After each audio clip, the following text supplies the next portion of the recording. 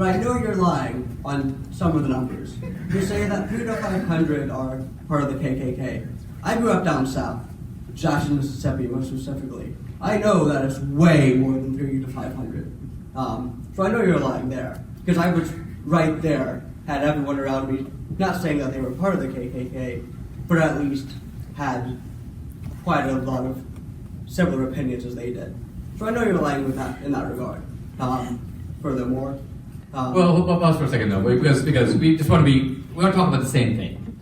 Now, I was talking about the KKK's membership, someone who is in the Klan. You're telling me now, I was around, I saw a lot of guys who sort of think KKK style. They may not be in the KKK, but they may sort of like the KKK. Now, so let's talk about the same thing.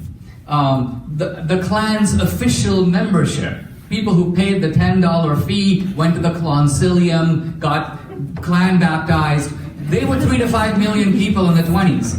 50,000 of them walked down Pennsylvania Avenue in hoods. These are actual Klansmen. These aren't people who watched them on the radio and cheered. These are actual members. So we're counting like and like. I'm just saying the Klan as an institution has diminished. If the Klan has a rally anywhere in the country today, do you deny that if the Klan produces 100 marchers, there'll be 500 protesters surrounding them? The Klan in that sense is outnumbered, outgunned, and has no ability to enforce its will culturally or politically anywhere in the country. That's what I'm trying to say.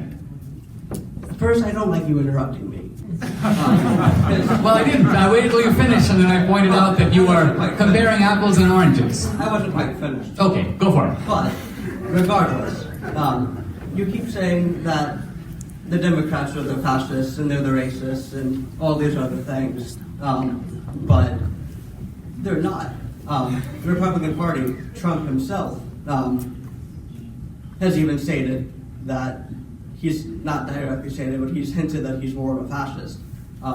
This is because how the Nazis hated the minorities. And right now the Republicans very much hate the minorities. Right now they are putting in place anti-abortion laws. They are currently trying to, just a lot of other things that they're doing, such as how they don't like transgender individuals. So I can't, something of voice that the Nazis themselves did. So you're comparing a little bit of part of the Nazis with the Democratic Party, but truthfully, they're not. Right now it's the Republican Party. So how do you say that, how can you be so blind to some aspects of it, but not others? Well, you said that the reason the Republicans are against minorities, you gave a couple of examples. One of them was you said they're passing anti-abortion laws, right? Yes, sir. Okay. And others. How is an anti-abortion law anti-minority? That was a bad example. Okay. Okay.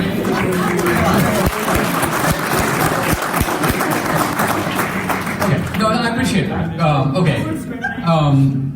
Women are a minority in government. Yeah. There we go. And traditionally speaking, anti-abortion laws do hinder people of color far more than and lower classes than they do of the high upper class white women. Because the upper class white women can't just go somewhere else. Whereas the lower class people of color, women, can't. They're stuck where they are. So you would acknowledge then, based on just what you said, that disproportionately it is in minority communities, yes, right, that abortions occur disproportionately, not numerically, but proportionately. Now, do you realize that going back to the early part of the 20th century, groups like Planned Parenthood explicitly wanted to target poor and minority communities because they believed that there are lots of useless people in the world, and the best way that you could get rid of them is you don't even have to kill them, just prevent them from reproducing. Do you realize that this ideology is a straight line from this ideology in the early part of the century to what's going on now? The only difference is that you're interpreting it. I mean, from the point of the view of the people doing it, like Martin Luther King's niece, Alveda King, is very pro-life because she sees that the disproportionate effect of abortion is in poor minority communities. That's her reason for being pro-life.